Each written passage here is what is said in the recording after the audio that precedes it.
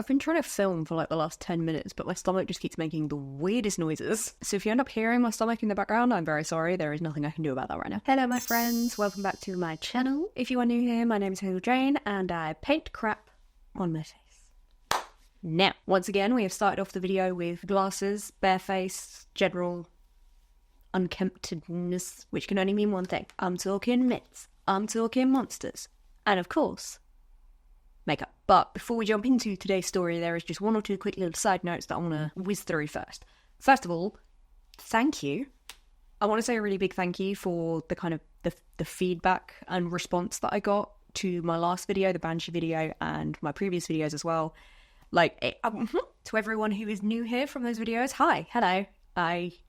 I'm kind of nervous now. I've been wanting to do a series like this for the longest time, so I'm really glad that I've been able to stick to it, and I'm really, really happy that people seem to be enjoying it and people want me to continue with it. So yeah, just a huge, big, ginormous, gushy thank you to all of you who were here beforehand, who have joined because of this series. Just in general, I love you very much. I've gone kind of awkward because I don't really know how to respond to this right now, but thank you. Now, today's story is a bit of a wild one because we are delving into the insanity that is ancient Greek mythology. In particular, possibly one of the most famous figures from within said mythology. I am talking Gorgons.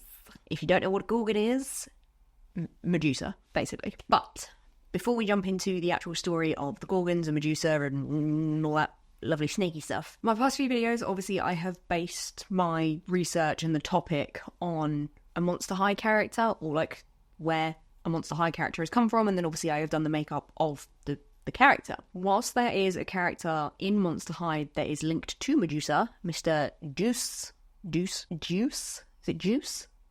Deuce. This guy. I do want to start moving a little bit away from the Monster High stuff every now and then, so I have decided to go down a slightly different route with the makeup today. I'm taking a bit of creative liberty with what I'm doing, so hopefully it won't be terrible. So before I ramble on for too much longer, let me go put my contacts in, and then we can start.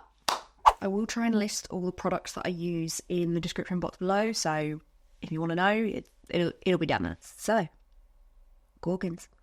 Greek mythology. If you don't know what a Gorgon is, the Gorgons were 3 female monsters from Greek mythology who had the power to turn people to stone by looking at them. As always, I sincerely apologise if I get any of the pronunciations wrong. Certain Greek words are, they're hard to say. Now, the earliest literary accounts of Gorgons were from Homer and Hesiod. If you don't know who they are, both of them were ancient Greek poets and writers and just kind of thinkers. Now, as with anything to do with Greek mythology, the story that you find will change depending on the source that you go to, especially with all these different poets and writers, and there's a lot of variation in it. A lot of the generally accepted information to do with Gorgons and Medusa was written by Hesiod. Now, Hesiod was thought to have been active between 750 and 650 BC, so a long ass time ago,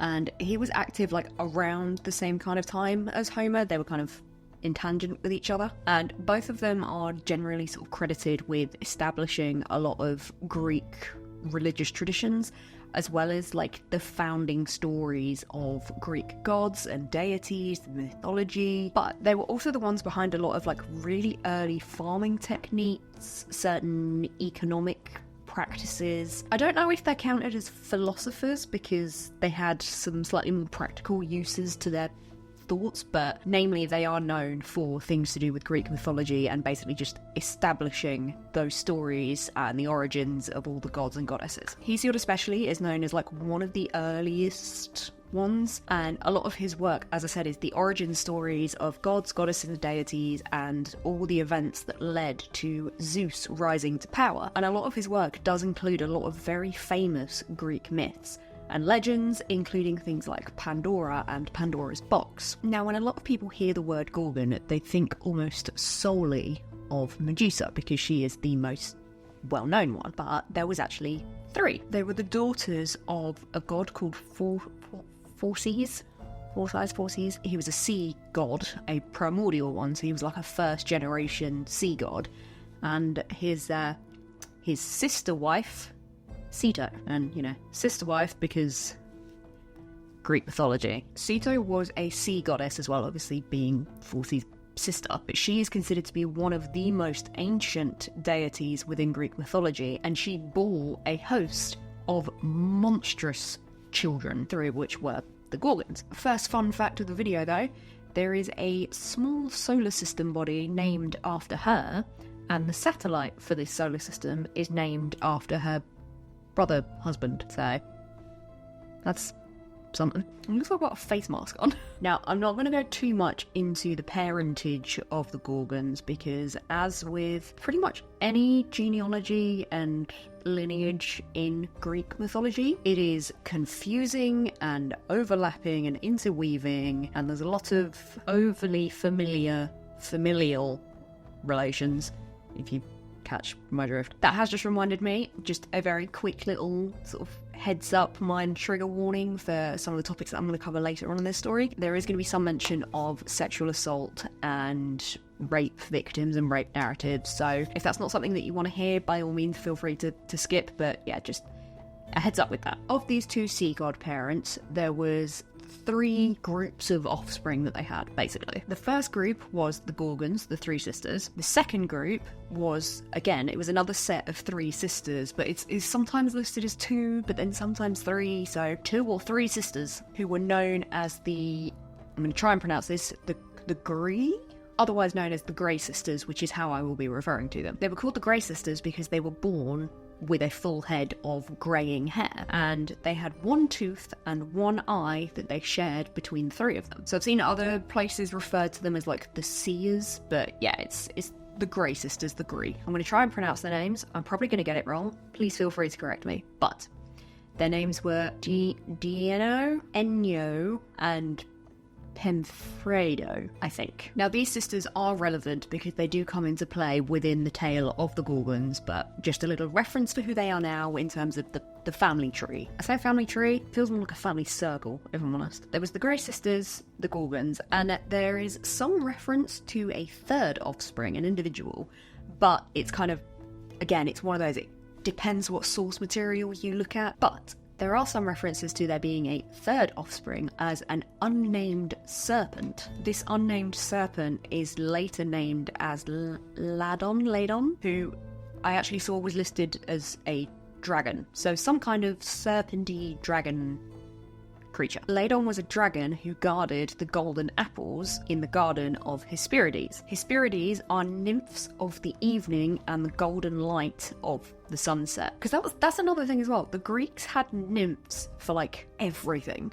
When I was looking at different characters to possibly look up, I was looking into the Laguna Blue character from Monster High. She's like a hybrid monster, so she's the daughter of like the creature from the Black Lagoon and a sea nymph from Greek mythology. So I was potentially going to look into the sea nymph side of things, but like I said, the Greeks had a nymph for some incredibly specific things. There is also some source material and debate that the monster Echidna was born of Ceto and her brother, and Echidna was a half-woman, half-snake monster who lived alone in a cave until she met and subsequently mated with Typhon. I think he was like this big sea monstery type, but the Echidna was the mother of some of the most famous monsters from Greek mythology, such as Orthus, Cerberus, the Chimera, the Sphinx. There are other references that actually list the Gorgons as being the offspring of Echidna. So the general family tree for the Gorgons is just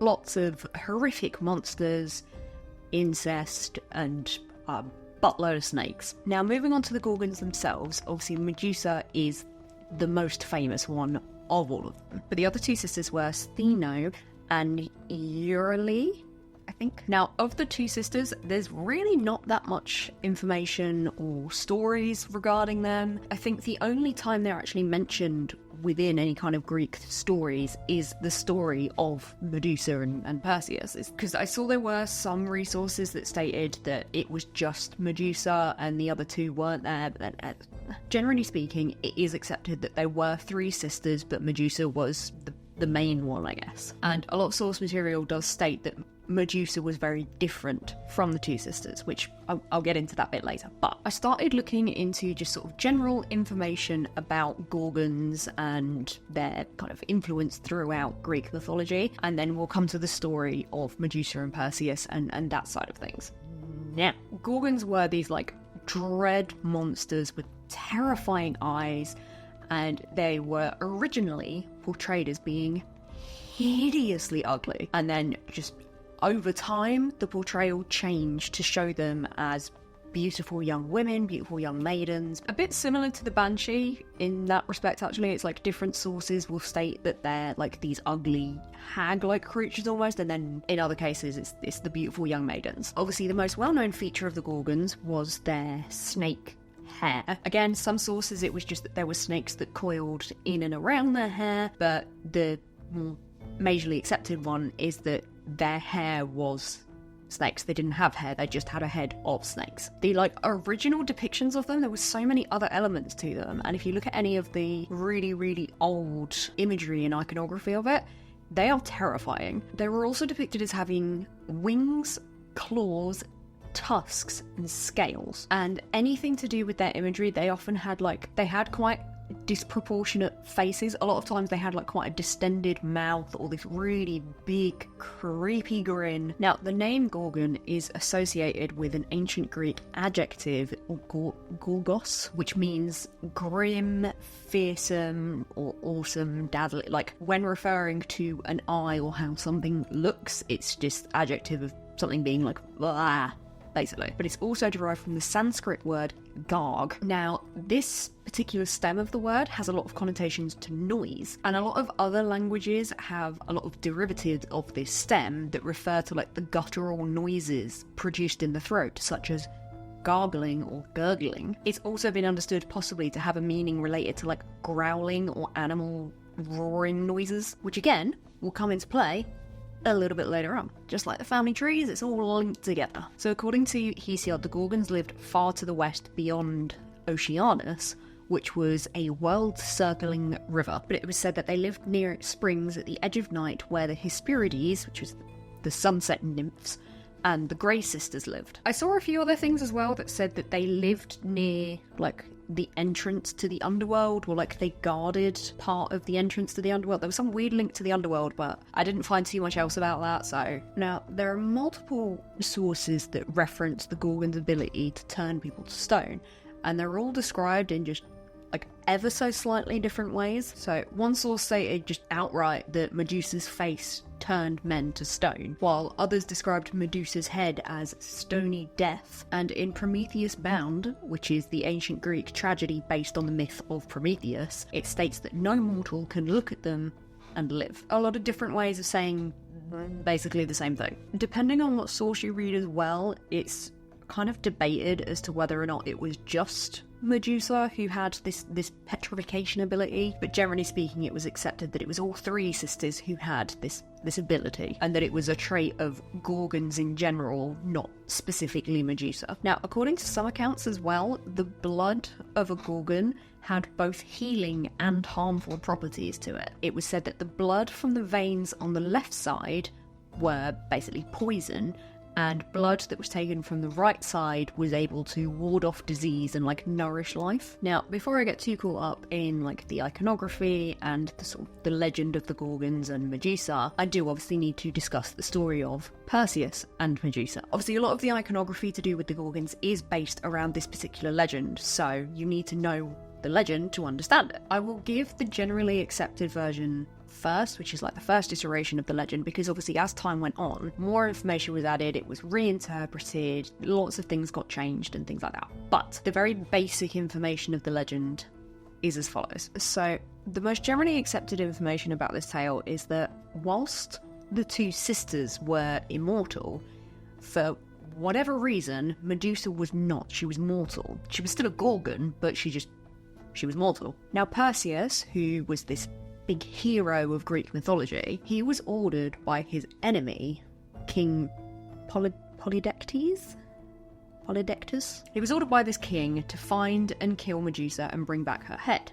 Now, the king sent him on this seemingly impossible mission because A, he didn't think he'd be able to do it and survive to come back. And it was all because the king wanted to marry Perseus's mother. So he was like, right, go find this head, go bring me this head, that will deal with you. Now, Perseus was guided by Hermes and Athena, who gave him this like super shiny mirrored bronze shield. And he went and sought out the Grey Sisters. As I said before, the Grey Sisters had one eye and one tooth between them, which they all shared. Now Perseus, sneaky little Perseus, he stole said eye and tooth from the sisters as they were passing it between them. So some sources state that Perseus held the sisters to ransom until they told him where he could find Medusa. Others state it was that he held them to ransom until they gave him these 3 particular items that he needed in order to be able to defeat Medusa. And yet even further sources, and I think the more generally accepted one, is that he held them to ransom for them to point him in the direction of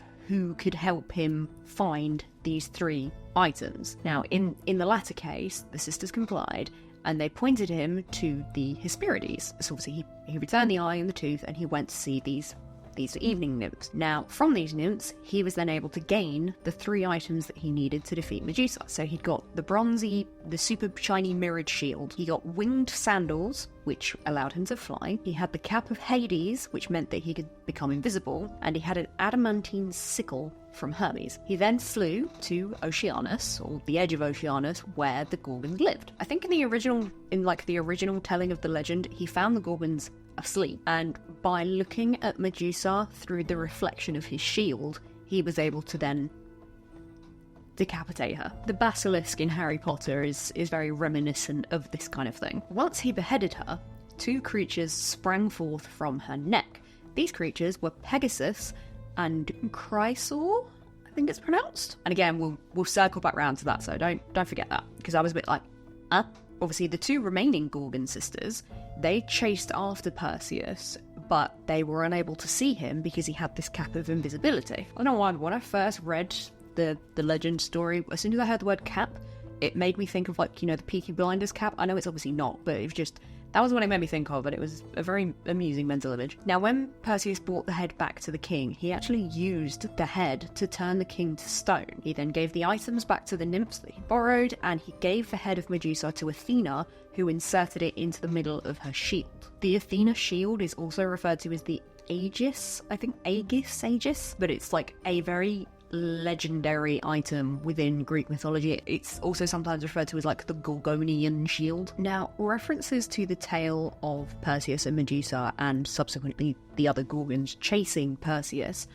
are found across all different manner of tales and myths and items. And just going back to the connotations of the word and the origins of the word and their relation to the noises that come from the throat or animal noises, an example that was given was Heracles' shield, which depicted the Gorgons chasing Perseus, and it was said that their shrill crying and their lamenting for the death of their sister could almost be heard emanating from the shield. Another source said that the cry of the Gorgons, again lamenting the death of their sister whilst they were in pursuit of Perseus, was the reason that Athena invented the flute, because she was trying to create an instrument that could imitate their crying, their wailing. There's a lot of things in mythology to do with women wailing and just like shrill crying and the impact that it has. Obviously, if you look at my last video to do with the banshees, like that's their entire backstory and history is to do with this woman wailing. So I found it really, really interesting that even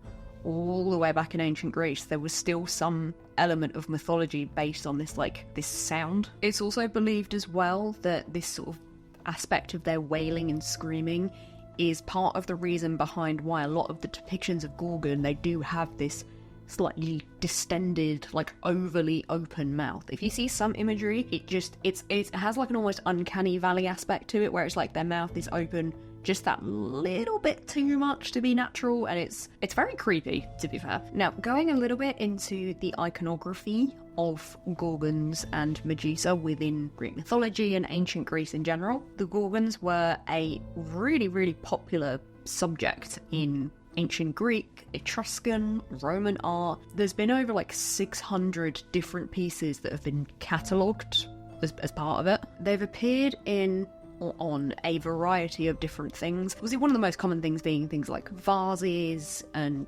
decorative images, that kind of stuff. A lot of Greek history is painted on these items. Also things like architecture, like ornamental aspects of architecture, roof decorations, pillars, that kind of thing, but also like shields, shield-like devices, even coins, bowls, that kind of thing. Just, they were very, very common amongst Greek imagery in general. Now, the depictions of Gorgons are often split into two different categories. So you've got full-bodied Gorgons, which is, as it sounds, it's full-body images of Gorgons, and the other one are referred to, bear with me on this pronunciation, I believe it is pronounced Gorgonia.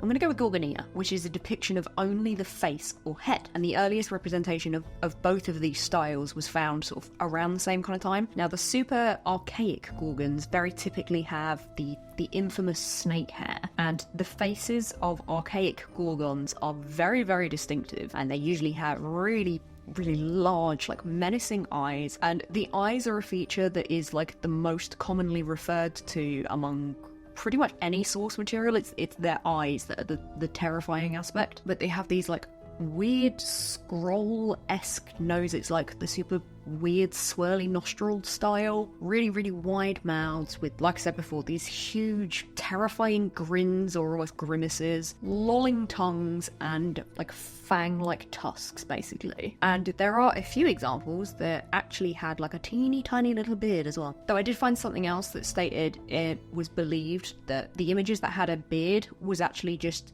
where they were like really crudely drawn. It was meant to be the blood coming from the neck, but it was misinterpreted as a beard because it was basically just painted really badly. Now, aside from all these like super monstrous features, the most distinctive characteristic of these like really archaic representations of Gorgons is that the head is always front facing. If you look at kind of any Greek imagery and iconography, they're almost always side on. Kind of a little bit like Egyptian hieroglyphs and things like that, is always side on, whereas Gorgons from the outset were front-facing. As evidenced by these like archaic depictions of Gorgons, they were originally these hideously ugly, monstrous creatures. But beginning in like the 5th century BC, the depictions and representations of them slowly started to sort of transform more so into the young, beautiful woman that then became like the typical representation around the 4th century. And after the 4th century, full-bodied Gorgon depictions just stopped happening. But the Gorgonia continued on until what I saw referred to as the end of antiquity, which I'm guessing that just means it carried on until the point where things aren't considered antique.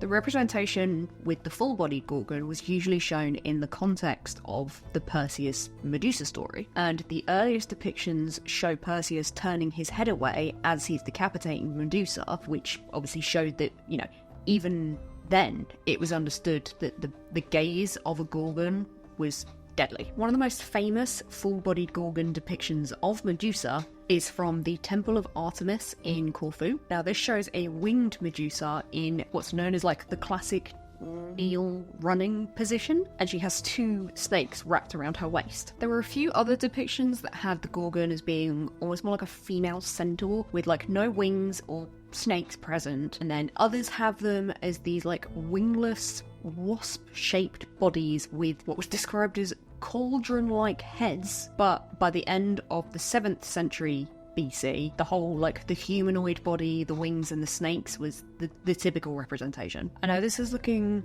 all kinds of rough right now, but please bear with me because I think this is going to be one of those trust the process kind of looks. Now, moving on to the Gorgonia, they fall under the category of depictions of Greek demons, like ancient Greek demons, and amongst these depictions of demons, the Gorgonia are by far the most frequently reoccurring ones. So amongst demons, Gorgonia is up there. They were believed to have had an apotropaic function. I think I pronounced that right. It's a type of like protective magic that's believed to sort of turn away evil spirits and evil influences. So as such, Gorgonia were often found on like architectural structures like pillars outside temples, ornamental roof decor, and it's why they were also included on a lot of things like shields, because it was believed to ward off these like evil things. There's a lot of debate surrounding the origin of the Perseus and Medusa legend, especially in relation to the Gorgonea. Some people believe that the story came first, which then inspired the Gorgonea to be created and used, whereas other believes the Gorgonea came first and the Perseus and Medusa story was basically invented to explain the origin of the Gorgonea, if that makes sense. Now, there is some possibility that the mythology behind the Gorgons, or at the very least behind the iconography of the Gorgons, was actually slightly influenced by an area that was known as the Near East, which is a transcontinental region around the East Mediterranean that includes parts of like West Asia, the Balkans, and North Africa. But in particular, certain elements of the full-body Gorgon depictions are very comparable to something from Mesopotamian mythology known as Lamashtu, which was a female monster slash demon slash malevolent goddess, demigoddess. Now, this particular creature menaced women during childbirth and tried to kidnap their children while they were breastfeeding them. So, real cheerful stuff, that one. But she was a mythological hybrid. She had a hairy body with a lioness's head, with donkey's ears and teeth, really long fingers and fingernails, the feet of a bird with really sharp talons, and she was often depicted holding snakes. When I read the description for that, it was so hard to try and picture all of those elements together. Like, mythological hybrids are fascinating in a whole new way in that regard. Like, who puts those things together? But the iconography that depicts Perseus turning his head away from Medusa as he decapitates her, it often resembles Mesopotamian depictions of someone called Gilgamesh slaying the wild man Humbaba. Gilgamesh was an ancient hero in Mesopotamian mythology, and Humbaba was a figure in Mesopotamian mythology whose origin and meaning are unknown.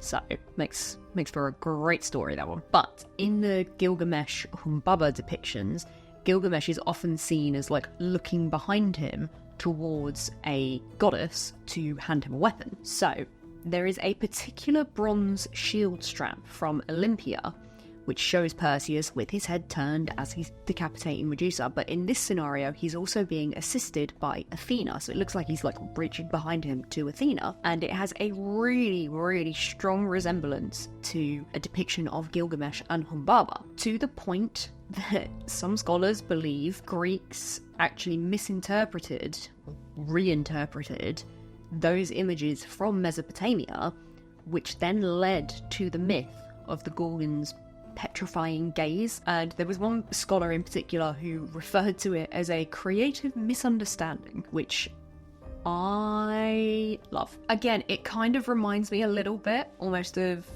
Bram Stoker when he was writing Dracula, and that he basically mistranslated the word Dracula from Romanian because he thought it meant like devil and demon. So I find it very fascinating when the origin stories of these epic tales of myth and legend that everybody knows about, where it's come from someone like not understanding something in the first place. But yeah, so that was like a brief sort of semi-history lesson on Gorgons in general and their iconography and sort of depiction over time.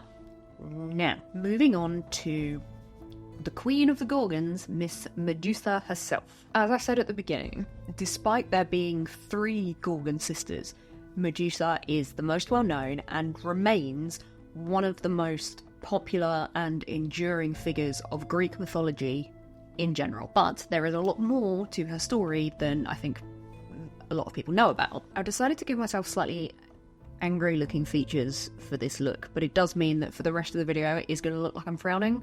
I'm not, but now, it is often believed that Medusa and sort of Gorgons in general were so hideous that it was actually just their sort of appearance alone that turned people to stone when they looked at them, rather than in any kind of separate power. And it was basically just their sheer monstrosity that petrified people. Obviously, the original ancient Greek depictions of Medusa and the sisters have this like hideous form, but as I said before, over time it changed and developed, and by the 5th century the depictions had changed to them being these beautiful, still terrifying young maidens. Because there are some sources that state where Medusa is mortal and her sisters were immortal, there were other sources that stated that Medusa was even more different in that she was born beautiful as this maiden, where her sisters were these hideous creatures. And it was a later version of the Medusa myth written by the Roman poet Ovid that provided a lot more context and information for her story. In Ovid's version of Medusa's tale, she was originally born a beautiful young maiden. However,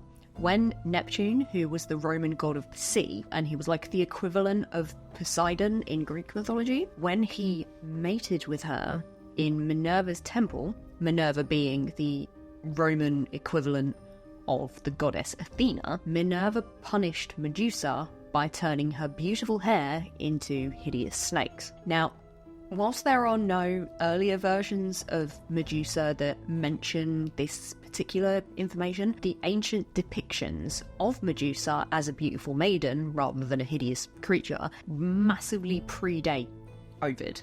So there are iterations of her being this beautiful maiden that were around long before he came up with sort of this aspect of the story. Now, the earliest depiction of Medusa as a beautiful maiden came from the painter Polygnotus, which was around the 5th century BC. He drew Medusa as this attractive woman sleeping peacefully as Perseus beheads her. Bear in mind, obviously, Perseus is meant to be this like epic hero, this great hero. However, killing a beautiful maiden while she sleeps is not exactly heroic. So it's not particularly clear whether this particular depiction of the story was meant to invoke sympathy for Medusa and her character, or whether it was actually a way of mocking the hero, Perseus. I really can't work out if this makeup look is going how I want it to.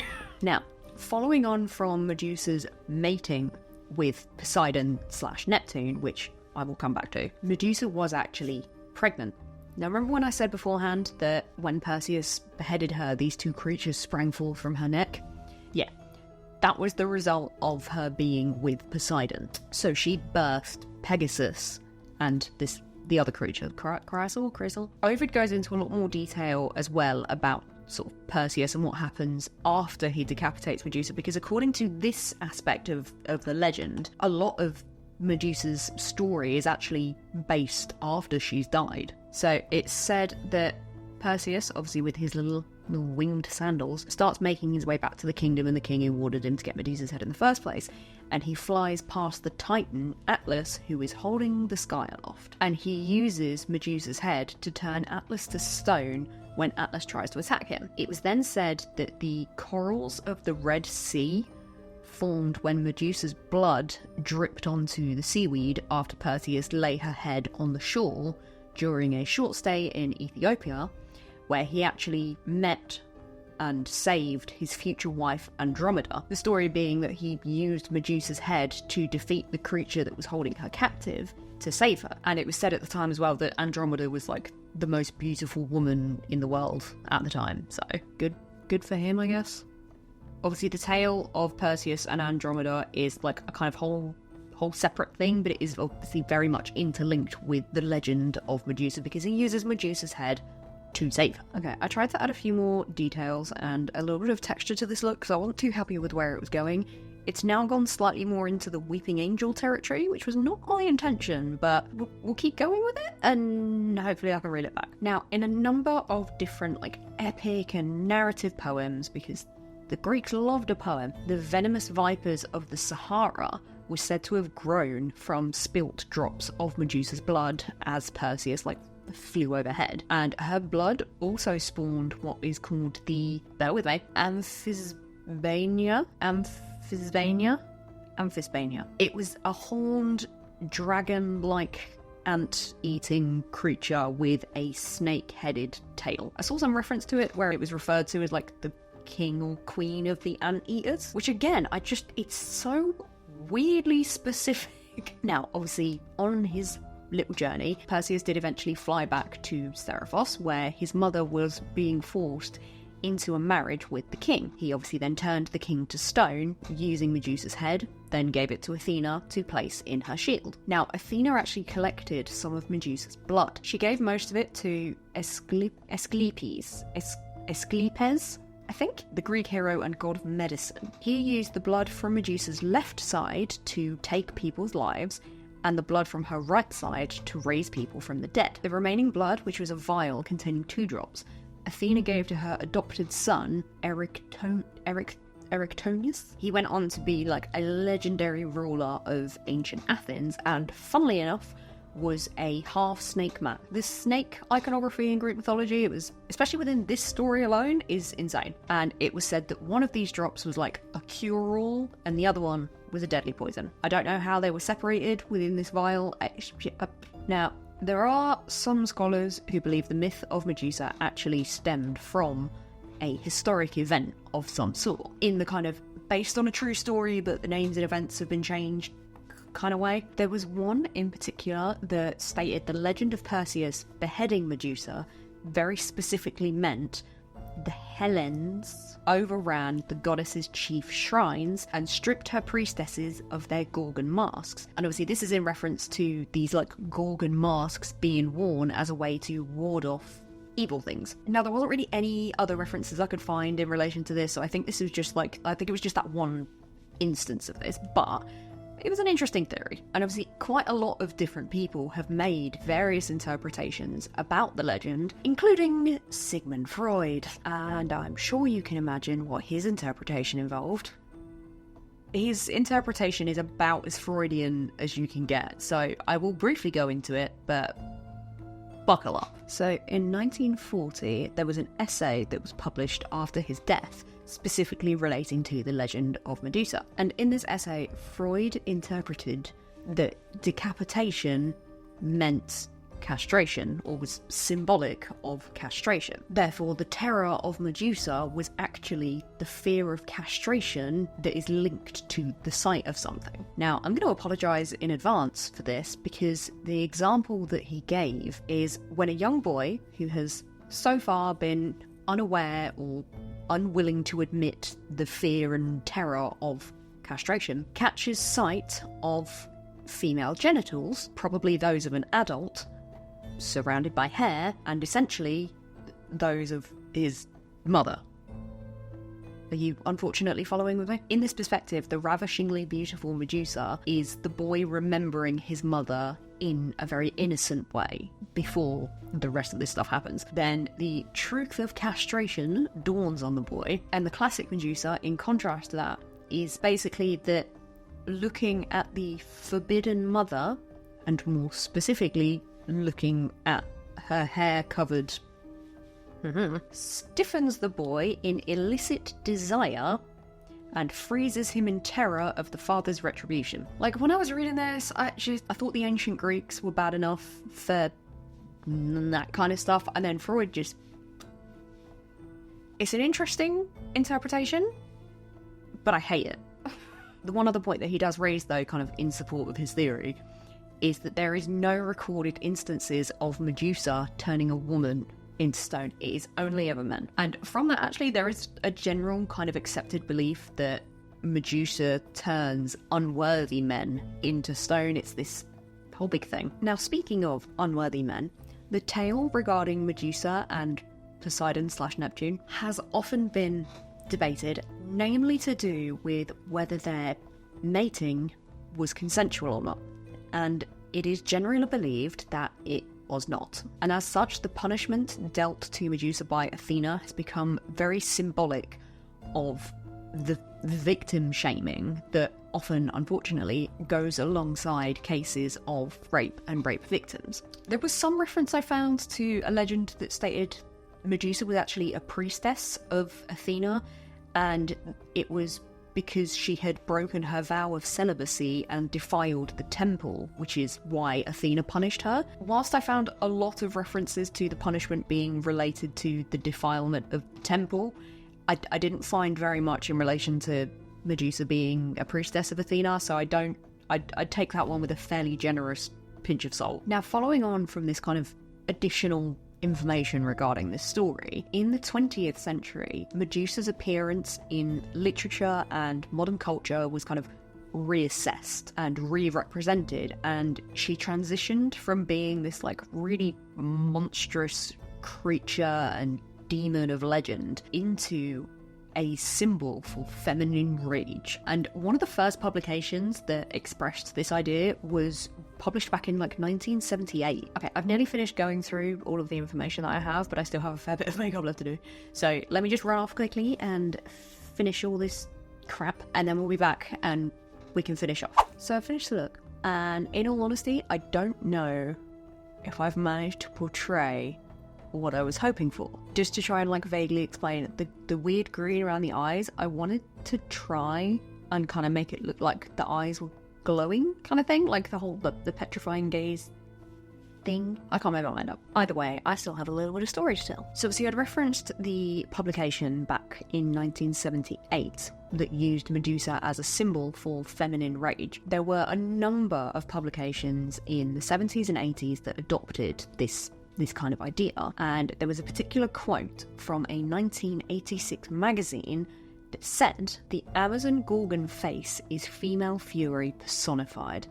The Gorgon Medusa image has been rapidly adopted by a large number of feminists who recognise her as one face of our own rage." And even more so in modern pop culture, Medusa has become sort of synonymous with feminine rage, and in many cases she's been shown to sort of push back against the initial narrative of her story, which placed this like blameless and heroic man, Perseus, at the centre of the story, and it pushed back against that idea. There was an essay published in 2016 by a woman called Elizabeth Johnston, and she called Medusa the original nasty woman. So even during like the 2016 US presidential election, when Hillary Clinton was running, Hillary Clinton was repeatedly compared to Medusa or a Gorgon, which kind of just highlights Medusa's impact and symbolism, like as an icon, that people found relevance to her in modern day politics. Going back to Johnson, she said, "Medusa has since haunted Western imagination, materializing whenever male authority feels threatened by female agency." She also states that beyond all of that, Medusa's story is a rape narrative and a story of victim blaming. Along this particular note as well, Medusa became like a very symbolic avatar of the Me Too movement, specifically relating to a sculpture made in 2008 by an artist named Luciano Garbati. The very iconic statue of Perseus holding Medusa's head, like it's synonymous with this story. It's a very striking, iconic image. However, Garbati reversed the narrative and created the statue Medusa with the head of Perseus. The artist stated that he wanted to reverse the narrative to change it from this triumphant, gloating Perseus to the determined Medusa who acts in self-defense. In the 19th century, Medusa actually became a very popular figure and sort of symbol for French liberty during the French Revolution, which was in opposition of English liberty, which was personified by Athena. I found a paper that referenced Medusa in the sense that to radicals like Percy Shelley, i.e. Mary Shelley's husband, we'll throw back to my first video, Medusa was an abject hero, a victim of tyranny whose weakness, disfiguration, and monstrous mutilation had become their own kind of revolutionary power. When I looked into Frankenstein and Mary Shelley, I found out a bit of information about her husband Percy. He had very radical political views. In this case, Medusa became kind of an icon to him. He actually wrote a poem in 1819 called On the Medusa of Leonardo da Vinci. This was then published in 1824 by Mary Shelley after his death. As well as her symbolism within modern day feminism, Medusa and sort of the Gorgons in general are, as I said at the very, very beginning, one of the most recognizable figures from Greek mythology. And there have been numerous references and personifications of these creatures and these legends throughout modern day media and pretty much any media form you can think of. Anime, manga, comics, music, books, video games, film, TV, toys, dances. If I thought Frankenstein and Dracula had a big impact on pop culture, Greek mythology has had a huge impact on everything. But this aspect of Greek mythology in particular has had this enormous impact that has lasted for thousands of years. It's still a relevant story and legend to to date. Obviously, some of the most well-known examples are films like Clash of the Titans, both the 1981 version and the 2010 remake. You've got the Percy Jackson franchise, specifically The Lightning Thief, where Medusa was played by Uma Thurman. TV series like Charmed, Wednesday, The Chilling Adventures of Sabrina. Medusa's character was even used in an advert for Amazon Prime, where she was seen buying herself some new sunglasses. Like, the character of Medusa and the Gorgons have also been adapted into a lot of toys and more like kid-friendly variations. Celia from Monsters Inc., whilst she doesn't have the ability to petrify people, she has the iconic snake hair of a Medusa and is very sort of serpentine in her general appearance. And obviously toys such as Monster High characters like Juice Gorgon, which, had I done Juice Gorgon makeup, would have been my nice little sort of segue to the end of the video. I didn't do that makeup, I did something different, but I'm still going to use it as my segue to end the story. So that was our first little foray into Greek mythology and the insanity that lies within it. Let me know what you guys think of Medusa, the story, Greek mythology in general. If there's anything that you think I missed out, let me know, because like I said, the Greek mythology in general is so vast. I feel like you can't cover the entirety of certain stories in just one video. Let me know what you think of the look as well. I really can't make my mind up on it, if I'm honest. Obviously, this is very different to the Monster High theme that I'd been on so far. This is much more of a, like I said, creative liberty kind of look. I was really excited about this like sneaky-esque headpiece thing, because I sat and made this last night, and I was really proud of it at the time, but now I kind of hate it. Maybe it's the wig, maybe it's the headpiece, I'm not sure. There's something that's throwing me off. But other than that, I hope you all have a fabulous day. Thank you very much for stopping by. I am very grateful for all of you. Let me know in the comments what monsters, myths and legends you want me to cover next. I already have a few specific stories lined up for October, so keep an eye out for those ones, and I will see you all in the next one. Bye!